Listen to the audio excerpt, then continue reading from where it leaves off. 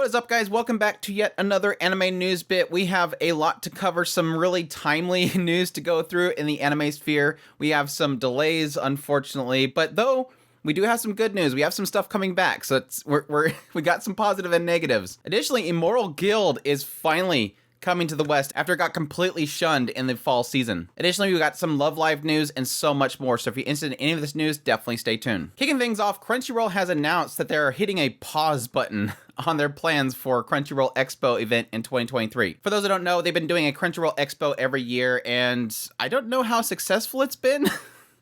I know there's a lot of news that comes out of them, but it seems like they're going to change their focus. The whole point in them not doing an expo is obviously that it's very expensive. They're not going to say that, though. It's very expensive to have your own expo, but it seems like they're going to be changing their focus to just appearing at as many worldwide events as possible, which I would argue is actually a good thing. It's better to kind of get that spread out there if they hold true to it.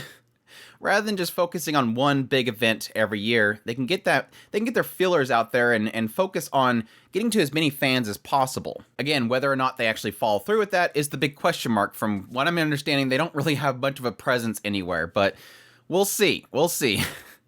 I don't think I'm going to go into some conspiracy theories about the fact that this is a sign they're having troubles with money or anything. It's like, no, they might see that it's just a waste. It's just too much money and they're not seeing enough benefit from it. If you think about it, the whole focus of a company is to get their name out to as many places as possible. And if they can focus that money that it takes, which again is a lot of money to create an expo, on just getting people out and getting facilities and getting equipment out to multiple locations, in the end it's better. But we'll see, again, if they follow through or not. All right, for our next bit, let's just dive right into the unfortunate news. Yes, we have more delays. We have finally hit 7. We're 3 away from Andrew's long prediction of 10 total shows seeing delays in the winter season. But yes, for those that don't remember, Fate Strange Fake was supposed to air at the beginning of the year. Kubo Won't Let Me Be Invisible got delayed. Nier Automata got delayed. Ayakashi Triangle got delayed. Unite Up got delayed. And now, yes, we have Misfit of Demon King Academy Season 2 is delayed. The official website has announced that they are being delayed, and they have no idea on when it's actually going to come back. Yes, as per usual, they have pulled the C card. That dreaded C card. They are going to be pretty much rebroadcasting the first episodes of, I think, the first season, so that's a weird choice, but again, no idea on when it's going to actually continue, but at this point, you can just rule out it being in this season, because again, they're planning on rolling out the first 6 episodes. So that means it's not going to be this season. And yes, the other one that is seeing delay, I'm sorry all the Bofuri fans out there, which are many. Bofuri Season 2 has been delayed. Well, it's not a full-on delay here, so don't be too worried. But yes, the 7th episode, they're going to air the 6th episode, but the 7th episode will be delayed by 2 weeks, so it'll be continuing on March 8th. But beyond that, it seems like they have the schedule laid out for the remaining episodes, except for 11 and 12. I'm not really sure when those last 2 episodes will air. Will it kind of push into the next season, or are they just going to completely delay it until the end of the following season? That's typically what they do. Unfortunate, but again, that C card. Pull that C card. They like that C card. It's my new joke. I need a mug for that. Pull the C card. Can't make it to work? Pull the C card. Have troubles with finances?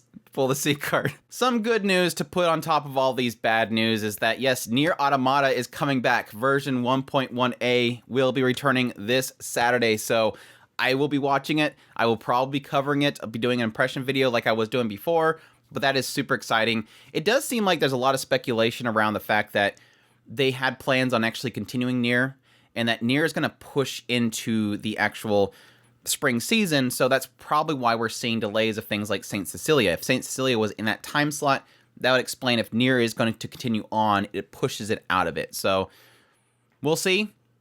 But again, I'm just happy that that's coming back. I'm just happy that's coming back. Additionally, some other good news around delays and the good news that can come of it. Kankali, it's coming back. Season 2 is coming back. I've still claimed at this point this doesn't exist, and I'm still holding true to that. We will see if that final episode will finally air on March 25th as they claim. But, and I might actually watch it then. I kind of just was dropping off on it, and then, like, they announced the delay, and I'm like, I'll wait till it's done because I don't believe this thing exists. The other good news is that, yes, technically Unite Up has just recently started back up, so there's another one that was delayed but has come back. So, like I said, Fate, Strange Fate, Kubo, Nier, Ayakashi, Unite Up, Demon King Academy, and yes, Bofuri. But at least all of them are kind of coming back except Kubo and Ayakashi Triangle for now. And Fate Strange Fate, I think, has been already announced for like summer or something like that. So it's just a huge big mess. Like I said before, I just knew, seeing how many shows were in this season, that this was going to be an absolute mess. And then top that up with the whole aspect that even Bofuri is claiming it. They outsource so much to China and they have so much issues with the C card there. It's inevitable. This is going to be inevitable. And again, I don't even think the C card is even an issue here. It's just bad scheduling and not pre-producing things. Just waiting to the last minute to produce this stuff, and then you have issues like this. So I hope at least winter is a sign the industry needs to wake up. They need to wake up in how they handle their scheduling, not waiting the last minute, yada, yada, yada. I've talked about this to death, so I'm not going to bore people that have heard this speech too much, but I don't know, maybe it's due for another video really talking about this stuff and deep diving into what's exactly happening here.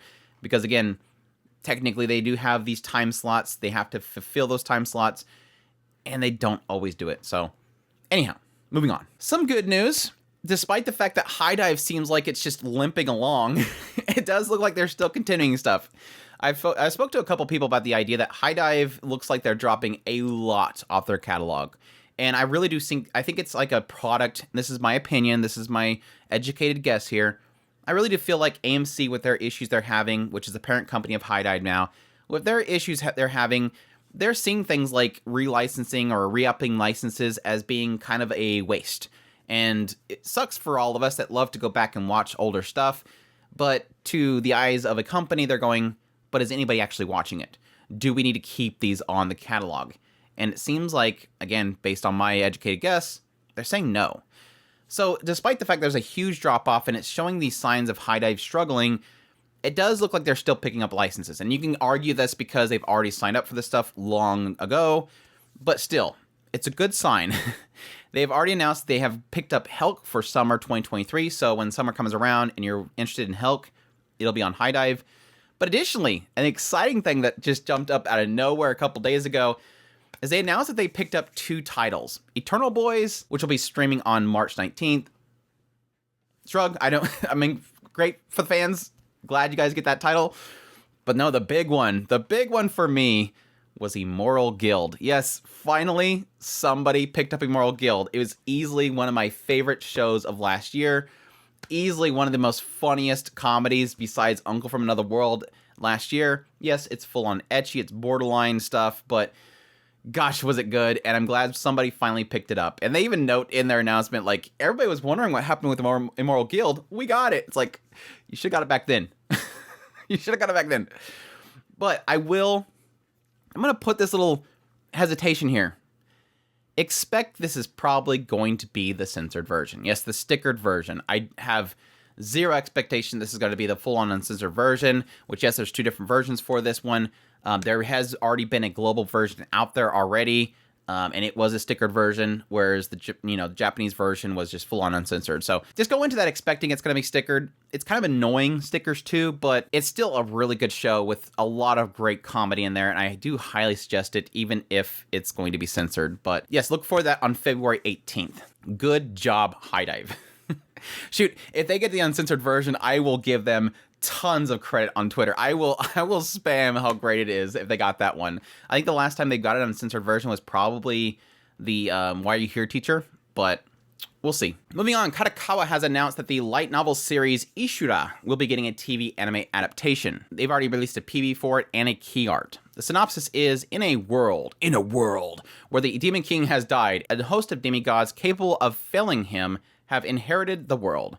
A master fencer who can figure out how to take out their opponent with a single glance. A lancer so swift that they can break the sound barrier. A wyvern rogue who fights with 3 legendary weapons at once. An all-powerful wizard who can speak thoughts into being. And an angelic assassin who deals instant death. Eager to attain the title of one true hero, These champions each pursue challenges against formidable foes and spark conflicts themselves. The battle to determine the mightiest of the mighty begins. Honestly, when I seen the PV for this, I thought it was going to be an isekai. It probably could still be an isekai. But yeah, a really great style to it. There is a lot of CGI in it, but still, like, a lot of the character designs and the art and the backdrops and everything looks really good. But I'm not sure I'm a fan of the that tracksuit thing going on. I freaking hate the tracksuit thing. It just looks so dumb. And again, that kind of made me believe this is going to be an isekai, which it could still be. Like, this one guy with a tracksuit could be an isekai, but again, I like the aesthetic of it. It might just be a fun action show, but we'll see. But keep an eye out for that one. Moving on, for fans of the Pretty Boy stuff, staff of the original anime Opus Colors has revealed a new PV and an April 6th premiere, so keep an eye out for that one. The anime centers on the relationship between an artist and a grader in an immersive field of digital art known as perception art that was developed only a decade ago. Kazuya is the son of a couple who are considered to be one of the founders of the perception art, while Jun is his friend. Both are childhood friends with Kyo, who also has influential art parents and is also a grader. That is an extremely boring synopsis, but we'll see. We'll see how that turns out. Looks like augmented VR stuff. We'll see. For fans of Love Live, rejoice. You probably already know this. Like, every time I cover Love Live news, it's like, I just know that everybody already knows this. But for those that are not super Love Live fans, you don't know about this. The official website for Love Live Sunshine has announced that Sunshine in the Mirror will debut in July. So right around the corner, it's finally coming out. I think this was announced last year, so exciting news for everybody. They released an illustration for it. The synopsis is the story no one knows about a girl everyone knows. Reimagines Yoshiko Tsushima, the school idol afflicted with Chinubio, as a fortune-telling girl. The story is set in Numazu, a scenic harbor town surrounded by the sea and mountains. Ever since she was little, the girl Yohane has never fit in, and has always felt apart from everyone in town. Her aspirations and true place in the world lie elsewhere. The story follows a girl who can't follow rules as she journeys through this wondrous world. So, pretty cool stuff. It's kind of surprising at this point that we don't have a Love Live isekai. This is honestly going to probably be the characters as their personas there, but it would be interesting to have like an isekai where like an entire group just gets isekai and they just have to figure things out. It would be a lot of fun. But I'm not fully informed on this, so maybe that's what they're going for. Moving on, the official website for Liar Liar Anime has announced the series will premiere in summer. For those who don't know, this is the one about the guy that goes to this school and he takes down the previous queen of the school on the first day, but it's all like a lie, and it's just like a mind game type of story. So good to know that it's coming out in summer, so look forward to that. And finally, our last bit of news, we have some news around Reincarnated as a Sword. The manga specifically, the spin-off Another Wish. Amazon and Hanya Club have listed the 6th volume of this particular manga as being the final volume. So that will be releasing on March 31st. So if you're a big fan of the manga series, be looking out for that one ending. And that's it. That's all the news I have for you guys today. I hope you guys enjoyed this video as always. If you did, make sure to go down below and hit that like button to help me out. Leave a comment. Let me know what's the most interesting bit of news here. Everything you do helps out the algorithm. I really appreciate you guys' support as always. If you did like this content and you want more of it and you're new to the channel, make sure to hit that subscribe button so you get all my content. I do news reviews, first impressions, top list. If it's anime, it's pretty much here. Additionally, if you want to support the channel more, we have a Patreon link, tips link, super thanks, and a membership button down below. I greatly appreciate everybody that supports the channel, and y'all take care.